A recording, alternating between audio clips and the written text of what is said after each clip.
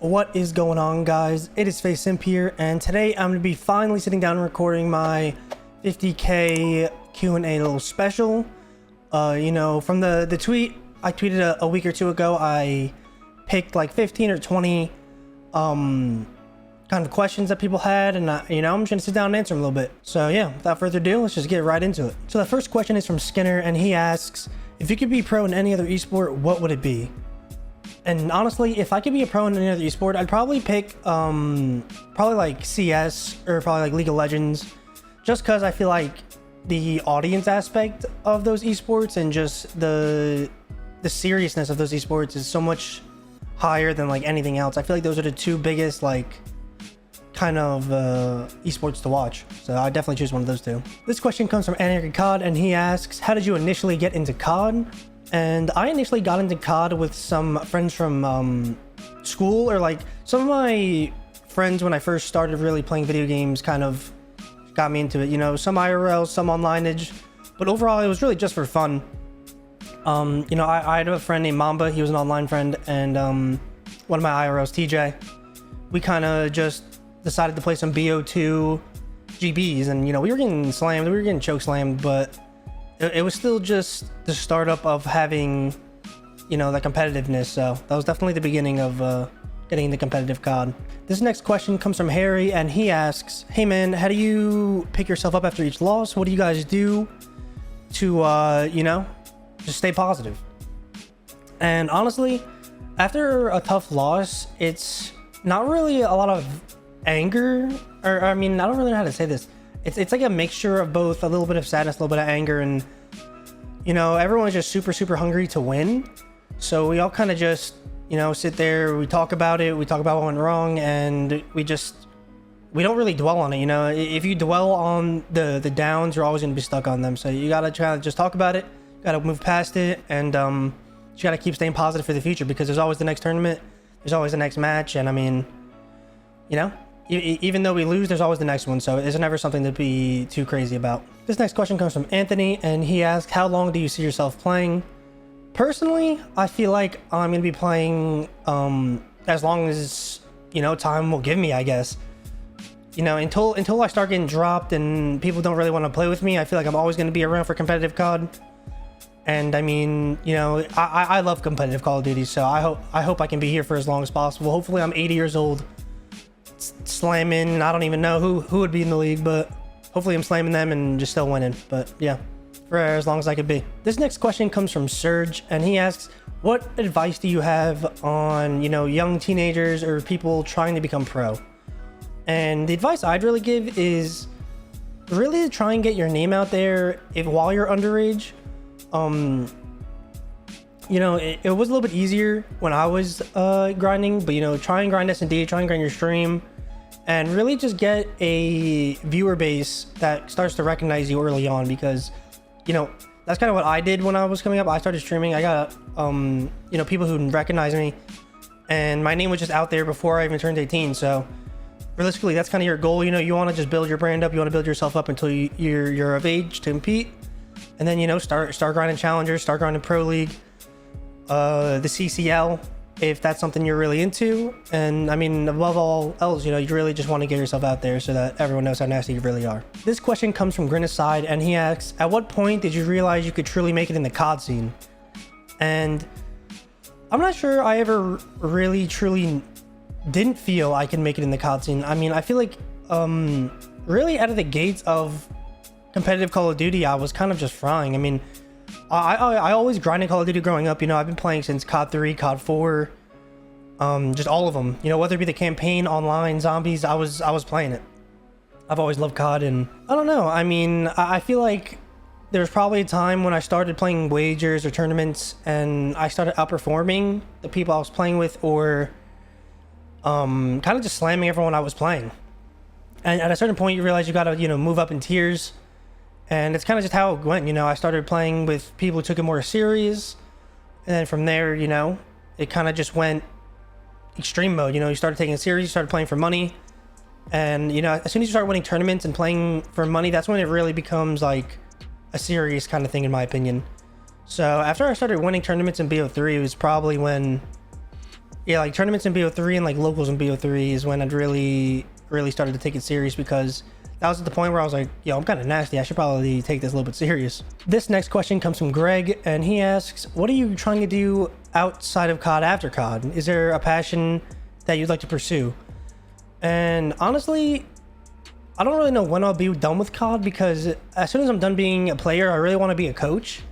Just because I feel like I have a really good game sense of Call of Duty, and kind of, just like, I don't know, I just feel like I have good ideas in COD. So I really want to be able to, you know, coach and guide the next generation or so. So that's what I want to do first. But outside of that, I mean, I'd probably stream. I don't really know what else I do, because, you know, I never really went to college. So yeah, I mean, unless I pursue college, then I don't really know what else I do besides coaching. This next question comes from the real Soapy, and he asks, what do you personally do after a tough map in a series? Is there anything specific to get your head back into it? And, you know, this is a question that is very different depending on who you ask. But for me personally, having a bad map doesn't really affect me, I'd say. Just because, you know, no matter what, I'm trying to do the right thing. I'm just trying to win at the end of the day. You know, whether I'm 0-30 or 30-0, I'm going to be taking the same routes. I'm going to be doing the same things. I'm going to be helping my boys on the team. And yeah, I mean, at least for me, that's the case. I feel like, you know, maybe if you're getting really slammed in gunfights, playing for a 1 or 2, trying to get that confidence back throughout the series, would be a good thing to do. But overall, I just keep doing my thing, and eventually the kills will come. So yeah. This next question comes from Julian, and he asks, how hard is it to stay on top and motivated, especially when you come from a super dominant Cold War year? And honestly, it's really all about passion level and complacency, I'd say. You know, I feel like a lot of times you see people win champs, and this is specifically why people say the same team never really wins champs twice, is because you win champs twice and people really just feel like they did it, and they start to get complacent. And especially the year after you won champs, I feel like you feel like you did it all. So I feel like it's really a matter of just staying on top of that, and just making sure, you know, you're still trying to win, still trying to be the best, and just not getting complacent. Like I said, you know, of course there's the aspects of grinding to get better, and, you know, everything that comes with, you know, grinding. So there's that. But I'll just say not to get complacent would be the biggest thing. You know, if you're still looking for more to win, then you're not dwelling on the championships you already won. There's always going to be more for you. You're always going to stay hungry. This next question comes from Kib, and he asks, how do most pros warm up? What's your personal trick to warming up? For this question, you know, I say most pros probably warm up by shooting bots, playing ranked play, and, you know, maybe even just using a hand warmer. You know, when there's firing range in the game, I'd say people use that to warm up. But overall, it's really just trying to get your hands warm on the controller, really trying to get your shot on, because that's really the most you can really warm up at a time. This next question comes from Recount, and he asks, what are some things you enjoy doing during your free time or in the off season aside from video games? And one of the bigger hobbies I have, or probably one of the only hobbies I really have outside of gaming, is honestly Lego. And, you know, I feel like most people probably think it's like a childish kind of hobby, but I don't know, there's something about just building and, like, I don't know, like architectural stuff is just so satisfying to me, to where, like, you know, once I build it and it's done, I'm like, you know, I did that. And especially right now, I'm building this massive, you know, Millennium Falcon little piece, and it's taking me like a month. You know, I'm slowly working on it piece by piece, but, you know, Jesus Christ. But, you know, at the end, once it's all done, said and done, it'll just be amazing to look at. And, you know, that's just the only hobby I really have. So to add on to that question, though, real quick, things I like to do in the off season is, you know, probably take a vacation with my fiance, and really just try and decompress from the season, because during the season it can be very stressful, especially, you know, throughout tournaments and how your tournaments are going. So it's definitely nice to decompress and get ready for the next year. This next question comes from Omega Psi, and his question is, do you feel like you have a lot of weight on your shoulders with constantly being compared to Scump through your career, and how do you truly feel deep down with always being compared to him? And honestly, you know, the comparisons do get pretty annoying for me, just because I feel like, you know, we're two very separate cases, and, you know, there's nothing to take away from either of us. I feel like, you know, he's been frying for 80 years. I just started frying. And I mean, I feel like when it's all said and done, we'll both have very similar careers. But overall, I mean, you know, Seth is just a god on the map. And, you know, just being able to get compared to him, especially this early on, is just, it's kind of a nice feeling. You know, I really tried not to let a lot of the gas get to my head because, especially, you know, being early on in my career, there's still a lot to do. There's still a lot to lose. And, you know, even though I get compared, I still try to keep my head on straight, kind of just keep it going. And yeah, I'm just trying to be my own person, you know. And I feel like the biggest difference between Seth and me is the content game. You know, without him or Nadeshot, or I mean, Optic in general, probably the organization back in the day, you know, I feel like COD wouldn't be on the map as much as it was. And even though there were a lot of people contributing to it, you know, those guys were going hard in the paint. Those guys were doing it better than anyone. But yeah, that's kind of how I feel about it. You know, the comparisons do get annoying, but at the same time, it is a little bit of a blessing because, you know, Seth is a god. So this next question comes from Orange Raw, and he asks, how valuable or significant do you consider your LAN compared to online? How do they compare in your eyes? And honestly, I feel like this is a game-to-game case, as weird as it sounds, but especially nowadays with tag sprint, I feel like LAN is very important compared to online. Online, you can break the cameras a lot easier with the tag sprint and everything. As weird as it is, I don't really know why. It's probably because of the ping. But, you know, even when you get the LAN, it's like your bullets hit harder. I feel like things sound better. You're moving smoother. It just overall just feels a lot better. So I would consider LAN way more important than online, even though the online matches do carry a lot of weight for champ seeding. This next question comes from Rika Knott, and he asks, how hard is it to actually go pro and get to the CDL? And I'd say it's moderately hard to get into the CDL, especially with there only being 12 teams. You know, starting to compete, it's pretty easy. But I'd say to get into the actual league itself, you have to do a lot. You have to grind very hard. You have to show out.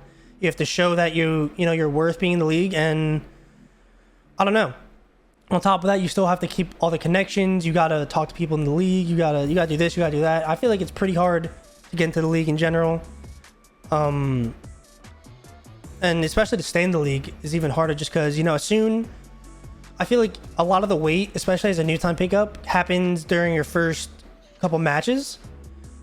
You know, if someone gets picked up and they get shit on in their first couple or not online matches, but like their first actual league matches in the pro league, they're gonna get called ass. You know, they're gonna get called challengers players, and that's gonna be it until they prove themselves. So I feel like it's, you know, definitely pretty hard. This next question comes from Raymond, and he asks, if you could play with one retired pro, who would it be? If there was one retired pro I would have to choose, it'd have to be Damon Karma Barlow. Just because I feel like he's probably hilarious. And I also feel like he was just super, you know, fun to team with. I don't know. Something about Damon just makes you want to team with him. Guy was goaty back in the day when he was playing, and I don't know. I feel like he could still have it in him if he wanted. This next question comes from Swifty, and he asks, what chimps felt personally more impactful in your career? And honestly, I'd probably say they're both pretty similar. The BO4 one probably solidified the skill level of our team and like me, I guess. But I feel like the Cold War one was definitely more satisfying because, you know, I feel like everyone was kind of against us in Cold War, whereas in BO4 everyone was kind of for us being ununited. So it really depends how you look on it, but impactfulness, I'd probably say BO4 just because I feel like it really solidified my place in the league. This next question comes from Kenny, and he asks, if you could have gone pro in any other COD game other than BO4, which game would you choose? Personally, if I could have started in a game, I'd probably say a BO3. Just because I feel like that was still my best COD. I feel like the jetpacks, I was disgusting in jetpacks. And I feel like BO3 specifically, I was really just nasty at. So if I could compete in that game, I would have. Unfortunately, the age rule didn't let me. But either way, I feel like I might just stay with BO4 being my first year because I just feel like the way the year went was very helpful to the way my career started, if that makes sense. This next question comes from K-Tax, and he asks, what are your parents' thoughts on you being a professional gamer full time? When you first told them that's what you want to do, what did they think? And, you know, first off, they didn't really know what to think of it. I mean, they were supportive off the rip, just as long as it wasn't impacting my school. But, you know, I wasn't allowed to stay on too late. I couldn't be too loud in my room. And, I mean, you know, I don't think they really took it too serious off the rip. You know, it was kind of just a thing for fun. You know, my dad took me to locals in the tri-state area, which was really helpful to get my name out there. But yeah, they were supportive. I mean, it wasn't really until the money started coming in from like online tournaments and local lands that they were really, really supportive. They realized that this could be a job, but they were never really truly against it. So that was definitely helpful. This next question comes from Caden, and he asks, do you feel the league should put more effort in challengers and some way twist it in with the league? And, you know, this question is very yes or no-y, if that makes sense. But, you know, the challenger system, I definitely think has to get changed. I don't know what has to be done. I just feel like the seriousness of challengers isn't there. And I feel like until it is, it's going to be kind of hard to develop the next generation of COD talent. And yeah, you could say there's already people there that have their name out there that have the skill, but I'm talking about more so like past that, like in the future. I feel like it might be very hard to keep the COD Challenger thing going if we don't change the system how it is now. This next question comes from BU Venom, and he asks, did you ever get hate for wanting to become a pro when you were younger? And what did you do about it if so? And honestly, when I was younger, I never really told anyone about my Call of Duty competing thing when I was in school until I kind of made it.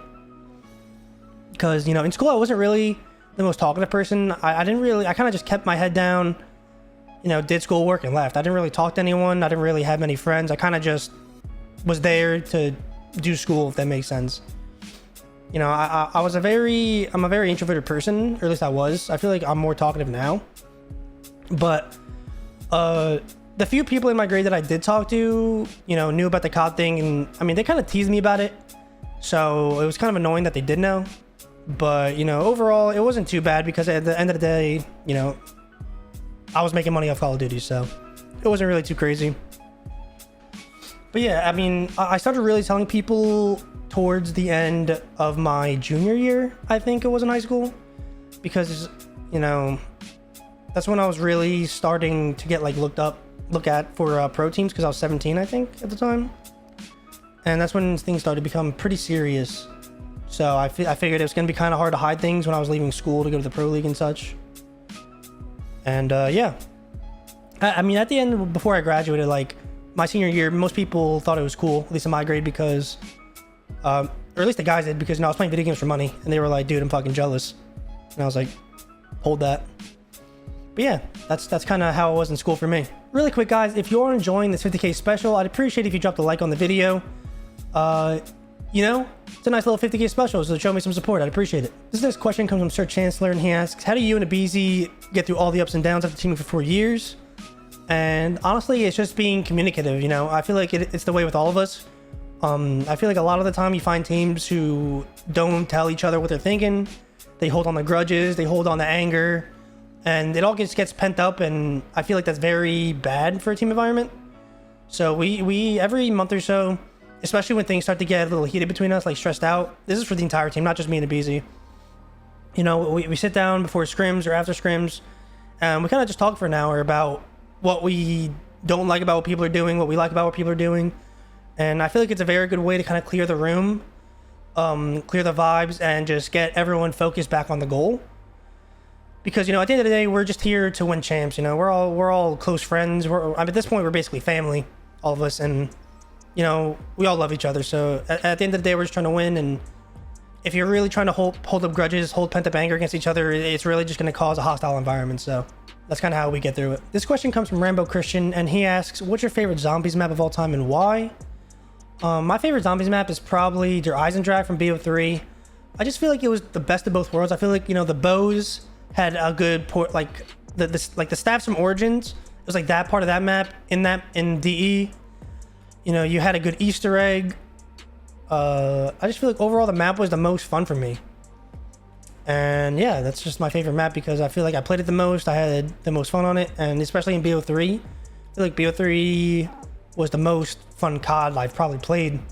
just because it was jetpack. You know, jetpack was always super fun. This question comes from Liam EU, and he asks, do you think competitive COD should return to console with all the issues and setting changes you have to do, etc? Personally, I think having Call of Duty on PC is really good. Just because when you're on console, I mean, at least when we played, when you were on console, you were locked to a lot of settings. You know, you really could just change sensitivity. Nowadays, you can change FOV, you can change this, you can change that. But overall, I think PC is better because you can just get the most frames possible. You know, you can put, even though you have all the settings, most of us, I think, just throw them all to low, and get the most frames possible because, you know, that's kind of the goal at the end of the day. You just want the most frames, you want to react the fastest, and it's kind of what we all do. You know, I think when COD was on console, it was fun. I don't think it'll ever go back, but you know, for the time we did have on console, it was super fun. This question comes from Ryan, openly stupid his name is. I don't know why he named himself that, but he asks, what's your all-time favorite Lego build? Probably have to say that what I'm doing now, the Millennium Falcon. I'm doing the massive Millennium Falcon one, and I think just the sheer like size of it just makes it the most fun. You know, I feel like the way it is, they make it very serious as like a build, and personally I'm a fan of that. So right now that's definitely my favorite build, and I don't know what else will replace it. Anyways, guys, that's all the questions I have for you today. I really appreciate all the support you guys have given me all the way up to here. You know, I've only really grinded YouTube since Cold War, and I know this year I slowed down a little bit, but you know, I'm not stopping. I'm trying to keep it going, and you know, all the support you guys give me definitely makes it a lot easier. I appreciate all you guys. Make sure you drop a like on this video. Make sure you sub to the channel. In the comments below, you know, let me know what you think of this video. Peace.